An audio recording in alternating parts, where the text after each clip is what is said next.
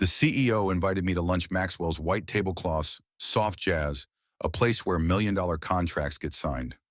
Not where someone like me gets fired. But there I was, sitting across from Preston Campbell, the man I'd helped build Riverton's tech backbone over the last 11 years, Derek. He said between bites of his steak, "You've been invaluable, but we're going in a different direction." Translation, they were replacing me with the owner's 27-year-old nephew, fresh out of grad school. No field experience. Never spent a night battling a system outage at 2 a.m. with a cup of burnt coffee and a ticking clock. Preston smiled like he expected me to argue. But I didn't. I just nodded, sipped my water and said, "These things happen." What he didn't realize, what none of them realized, was that I had already seen it coming. And I wasn't about to leave empty-handed. My name is Derek, and this is the story of how I turned their betrayal into the best thing that ever happened to me. If you've ever been pushed aside for someone less qualified, this story might just feel familiar. Let me know where you're watching from in the comments, and if you've ever been in my shoes, drop a number 1 below. And don't forget to subscribe to Revenge with Max, where stories like this unfold every single day. Establishing the protagonist's backstory skills and emotional foundation before the betrayal. My name's Derek. I'm 42 years old, and until that lunch, I was the director of IT at Riverton Manufacturing in Milwaukee. For the past 11 years, I wasn't just running the tech department, I was the tech department. When I started, we were still running. Windows XP passwords were written on sticky notes. No backups, no redundancy, just a single production facility hanging by a thread. They brought me in after a ransomware attack shut the place down for 3 days. I patched them up in 48 hours. Preston, the CEO, asked if I could stick around to consult. I never left. At first, it was just supposed to be something temporary. I'd just gone through a divorce, sleeping on my brother's couch, trying to get back on my feet. Riverton was supposed to be a paycheck, nothing more. But something about the chaos spoke to me. The broken systems, the aging machines, the way they relied on paper logs and outdated spreadsheets, it all felt like one giant puzzle. And I've always been good at puzzles. Over the next 5 years, I rebuilt everything. We went from a 5-person help desk to a 30-person tech division, managing 3 production plants across 2 states. I introduced real-time monitoring, custom automation security protocols, disaster recovery plans. We were the only plant in the Midwest that stayed online during the 2015 blackout. Preston got quoted in the Journal about how Riverton never missed a shipment. He smiled for the camera. I stayed behind the scenes. Rerouting power, I never asked for the spotlight, never even asked for a raise. Not until year 6, when Vanessa, my most trusted engineer, told me I was being underpaid by industry standards. Preston bumped my salary by 12% and called it a gesture of appreciation. I accepted it quietly, just like I accepted the fact that I never got listed on the company's leadership page or invited to board meetings after 2019. But I didn't care about credit. I cared about the work. My systems made the company run. Every deadline they hit, every promise they made to clients, it all stood on infrastructure. I built with my team, line by line, brick by digital brick. Luis was our lead coder. He joined in year 4. Quiet guy, brilliant. He once rewrote an entire subsystem overnight after an integration with our supplier software. Failed. Vanessa handled operations, training escalations, implementation. Between the 3 of us, we ran the entire backbone, and we never missed. Not once. I wasn't naive. I knew tech didn't get the glory in manufacturing. Riverton was still an old-school company, steel, sweat, and machinery. But behind the scenes, they depended on us, or at least I thought they did. When Preston promoted me to director, he said, "You're the backbone of this place. We couldn't run without you." And I believed him. That was before the cracks started showing, before the audits, before the mysterious consultants, before Preston stopped looking me in the eye. Still, I gave everything I had. Late nights, weekends, holidays. When a virus slipped through our email filter in 2021, I worked 72 hours straight to isolate, contain, and rebuild the affected systems. Never complained, never asked for overtime. I did it because that's who I am. I solve problems. I make sure people can do their jobs without worrying about what's humming in the background. But maybe I got too comfortable. Maybe I stopped watching my 6. Because while I was patching holes and running emergency drills, someone else was studying my system, reading my documentation, mapping my moves. By the time Preston invited me to lunch, they already knew everything. They'd studied my architecture. They'd extracted my protocols. They'd copied everything except the parts they didn't know were missing. And that was going to cost them. The signs of betrayal grow clearer. Small slights escalate into strategic sidelining. The storm is forming, but Derek is already taking notes. The signs started months before that lunch. Little things at first. The monthly status meetings with Preston, the ones we'd had like clockwork for 8 years, started getting rescheduled, then quietly canceled. Always with a friendly excuse. Travel conflict board. Prep urgent supplier call. I stopped trying after the 5th one. Then I lost access to the board briefing materials. It used to be automatic. I'd upload system health reports and quarterly risk logs straight to the shared drive. But one day I logged in and my permissions were gone. Server cleanup, the message read. I wasn't paranoid. Not yet. I'd seen companies get lean. I'd watched departments shrink, tech stacks consolidate. I knew the game, but something about this felt personal. The audit confirmed it. Some young consultant from a third-party firm showed up on site in late September asking questions like, who owns this architecture, and do you have exclusive rights to this framework? Stuff no outsider ever bothered with. When I asked who brought him in, he smiled and said, executive directive, then changed the subject. Vanessa was the first to say it out loud. They're planning around you. She'd been invited to a strategic planning session in early December. Something I should have led. She said when she brought up my name. The room went quiet. Preston shifted topics immediately. I don't know. She said it felt off. I brushed it aside. Loyal to a fault, my ex-wife's words, not mine. But deep down, I'd already started preparing. Because 3 months before all that, I'd seen something strange in the logs. Tiny blips, unauthorized pings on internal documentation files. Ones buried deep, protected under multiple layers of access control. Nothing major, just probes, like someone testing the edges of a map before drawing it. I traced the IP range back to a workstation on the executive floor. I didn't report it, I documented it because I knew what was coming. Then came the retreat. Every January, Riverton hosted a leadership offsite, usually just fluff PowerPoints, pep talks, trust falls. I barely paid attention, but this year I overheard Harrison Wells, the company's majority owner, talking to one of the finance directors over drinks. Brilliant kid, he said, fresh out of MIT, specialized in digital transformation. Silicon Valley companies are chasing him already. I didn't think much of it at the time. I should have. Because 3 weeks later, Nathan Blake walked into our server room like he owned the place. Just getting the lay of the land, he said, casually admiring the racks. He couldn't have been more than 27 designer watch, confident smile. The kind of guy who's never been paged at 2 a.m. because a production line's data feed went down. Preston said you'd be showing me around soon. He said it like he was doing me a favor. He complimented the system, called it old school but solid, mentioned how thorough my documentation was. I've got a few ideas for modernization, he added, eyes scanning the server rack. I smiled politely, but inside I was taking mental snapshots. The way he looked at my work, the way he spoke in buzzwords, the way he assumed he was already in charge. Later that night, I checked the server logs again. Nathan's credentials had been created 3 weeks earlier. Full admin rights, no record of a formal onboarding or security briefing. He'd already accessed everything: my contingency plans, rollback strategies, proprietary patches, even internal notes I'd written for future improvements. They hadn't just decided to replace me. They'd been mining me the whole time. I texted Luis Joe's, coffee 6:30 a.m. You free? The next morning, we sat across from each other as commuters rushed past the window. They're phasing me out, I said without preamble. He didn't flinch, I figured. They've been asking weird questions, having me explain stuff you built. Like from scratch, I nodded. How long? Couple weeks? He looked down at his coffee. I should have told you. I didn't blame him. He had a family, kids, mortgage. No one wants to be collateral damage in someone else's war.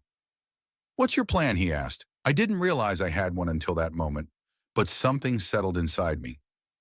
Cold clear. They think everything is in the documentation. Luis looked up, his eyes sharpened.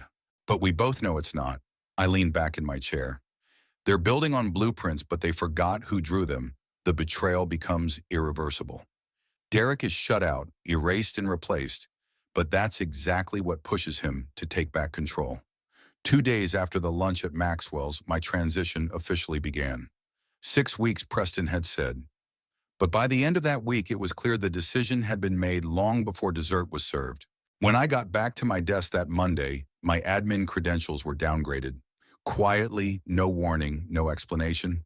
Just a notification in the logs that someone from HR had modified my access group. I checked the company directory. My name had been removed from the leadership team mailing list. I wasn't just being replaced, I was being erased. That night I couldn't sleep. I sat in the dark, staring at the glow of my laptop screen, watching the audit logs scroll. They weren't waiting for me to hand over my knowledge. They were pulling it piece by piece. Downloading architecture maps, reviewing code libraries, cross-referencing training decks, all of it flowing into Nathan's private share drive. They weren't planning a handover. They were dissecting me while I was still in the building. The anger didn't come all at once. It arrived in waves, not hot, not impulsive, just cold realization. They didn't care about what I'd built. They cared about owning it. The next morning, I requested a meeting with HR in Preston.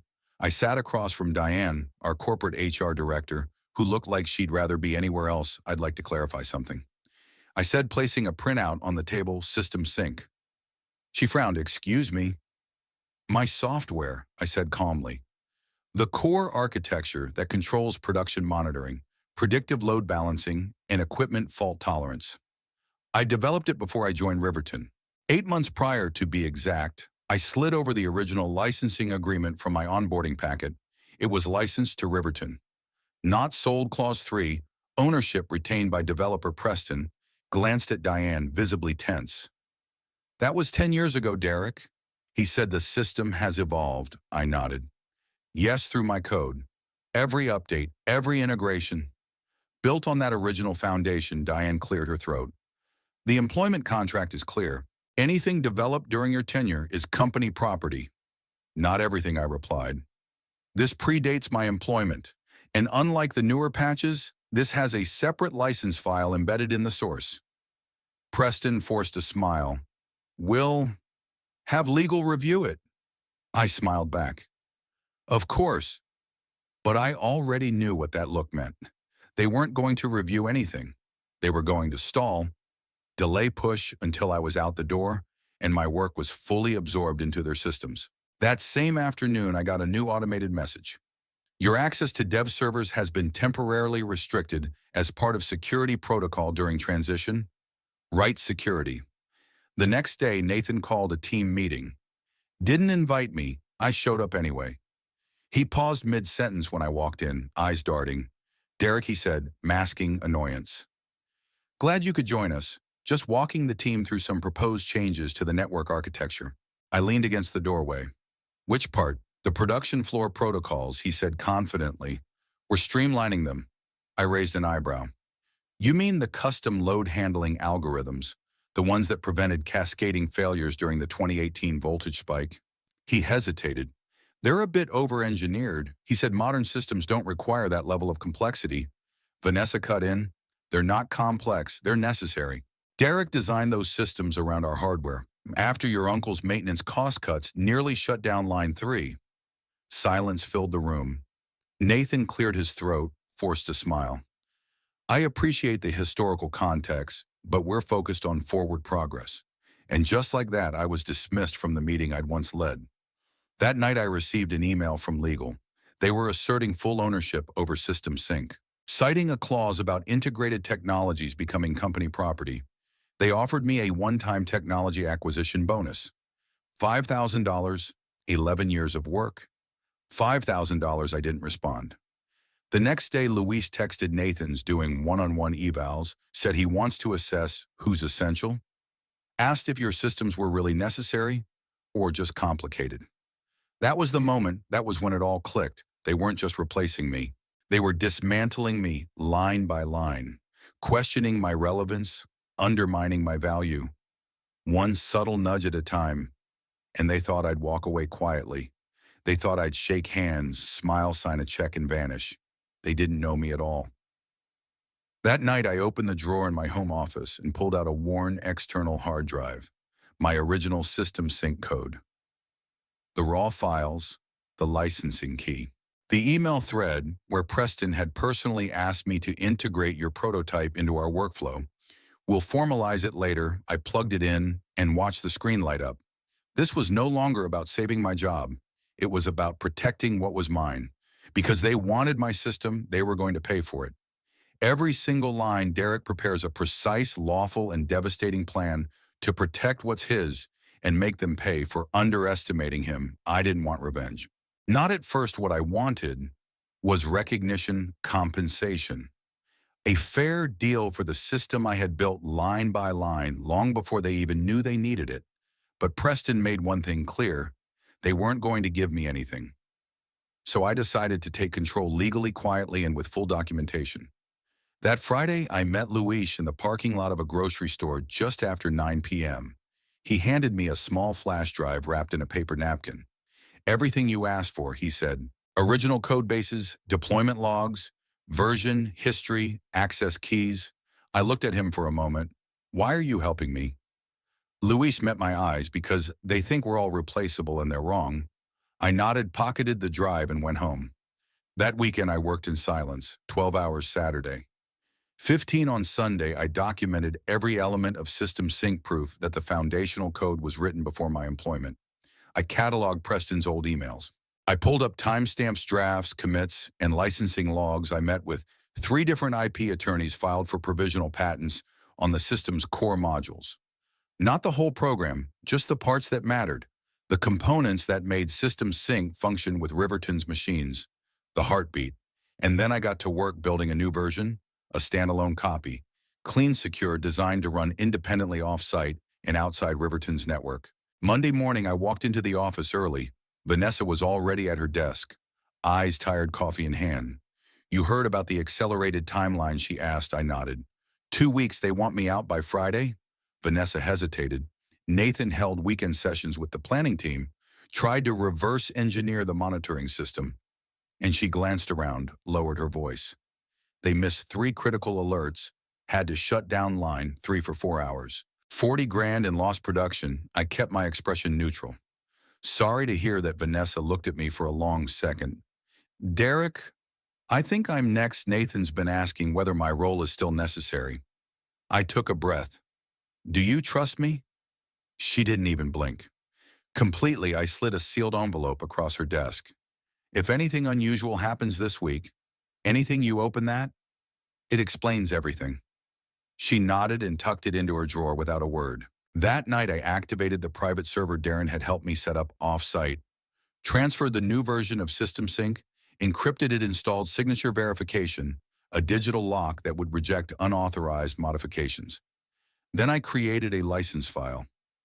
Not a backdoor, not malware, just a line of code that told the system to expire in exactly 8 days, the day after I walked out of Riverton for good. The next morning, I received an email. "Dear Mr. Hartman, TechCore Industries would like to extend an invitation to discuss potential collaboration. We understand you are leaving Riverton and believe your expertise aligns with our strategic objectives." I smiled. Someone was hedging their bets. I forwarded the message to my attorney and scheduled a call with TechCore's VP of Operations. Told him I'd be available after Friday, Wednesday. I showed up to work like any other day. Completed transition documentation. Attended Nathan's planning session, answered his questions, played the part. And that night, just before midnight, I updated the final version of System Sync, running on Riverton's production network. License expiration, embedded signature check, enabled clean, legal, enforceable Thursday. Nathan pulled me aside. "Some of the team says you've been distant, acting strange." "Just focused on wrapping up," I replied. He nodded slowly, studying my face. "We're changing all system passwords after tomorrow. Standard security, smart." I said, "Won't affect functionality, though." He squinted. "Meaning?" I smiled. "The system doesn't rely on admin credentials to execute core protocols. That's the beauty of it. Resilient, self-sustaining." He wasn't sure if I was threatening him or just being technical. He chose wrong. "Okay," he said stiffly. "Legal will finalize your paperwork tomorrow." That night, I sent one final message to my offsite server, verification sequence Alpha 7, complete. The countdown had begun. The system breaks. The company panics, and Derek. He waits because everything is going exactly to plan. Friday morning was quiet. Too quiet, I turned in my badge, signed the HR paperwork, declined the farewell lunch. Nathan had planned something about catered sandwiches and a speech he probably copied from LinkedIn. Preston barely made eye contact as I passed him in the hallway. 11 years. Reduced to a nod, I walked to my car without looking back. At 9:17 a.m., Riverton's 3 production facilities shifted into peak operational load. And right on time, every system sync terminal lit up with the same message. License expired. Please contact the developer to renew. By 9:20, the first production line halted. By 9:45, all 3 were offline. 10 years of flawless uptime gone in under 30 minutes. At 10:31 a.m., Preston called me. His voice came in tight, brittle, and forced. "What the hell did you do?" "I didn't raise my voice. I didn't need to. I didn't do anything, Preston." "The software license expired. You sabotaged the system." "No, I protected it.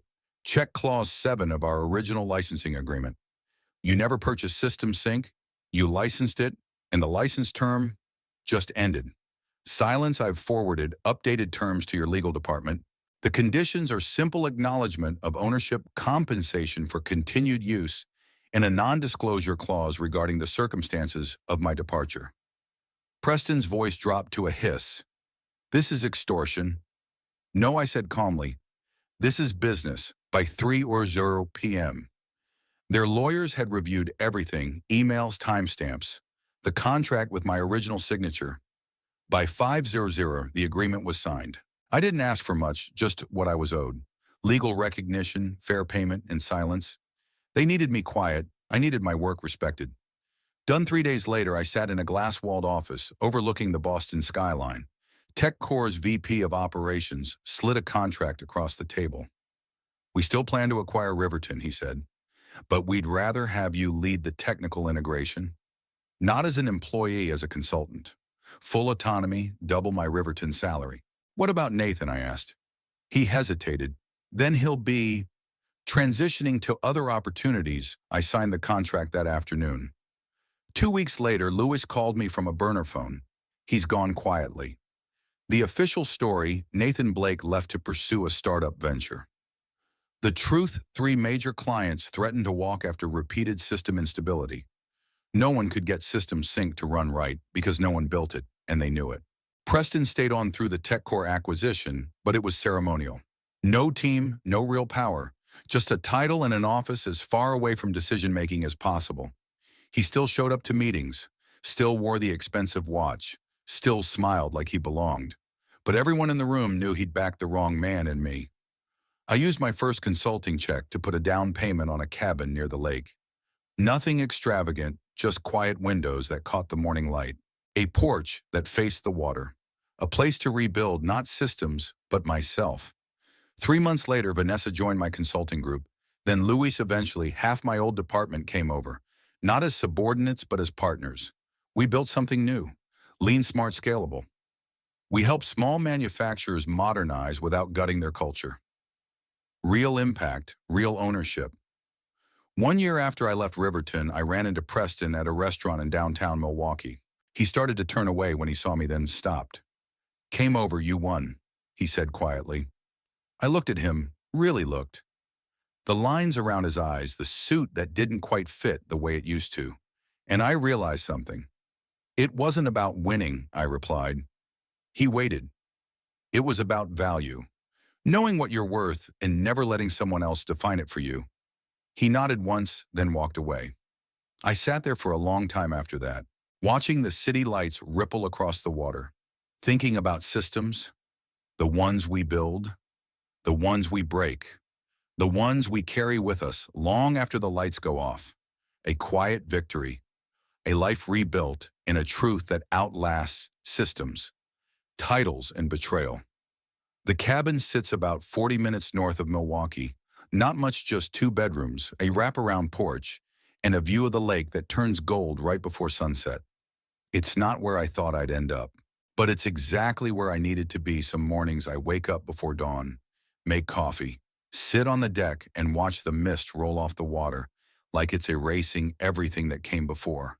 It's peaceful. Honest out here, no one cares about titles. No one's trying to take your work and call it theirs. It's just you, the cold air, and whatever you've built with your own hands. Vanessa runs most of our day-to-day operations now. Luis manages the systems architecture. I stay involved, but on my terms, no more midnight outages, no more internal politics, just real work with people I trust. One afternoon, I got a message from TechCore. They'd finished the acquisition of Riverton. Preston was given a global strategy title, whatever that means. No team, no decision power, just a room and a nameplate. Nathan gone, 3 clients pulled out before the deal even closed. No one bothered to ask where he went. And that's fine. I didn't need an apology. I didn't need them to say I was right. The system said it for me. I never broke anything. I never leaked code. I never raised my voice. All I did was enforce the contract they ignored. And that was enough. A few months later, I ran into one of our old line supervisors. We had coffee. He said things had changed at Riverton, less arrogance, more caution. He asked if I'd ever consider going back. I smiled. I already did what I came to do. That night, as I watched the sun dip behind the trees, I thought about what had happened. The betrayal, the silence, the cold strategy it took to outlast them. And then I thought about something Preston once said to me. You're the backbone of this place. Turns out, backbones don't break, they evolve. Sometimes the most powerful revenge isn't loud. It's quiet, legal, and undeniable. It's not about getting even. It's about showing what happens when the system forgets who built it.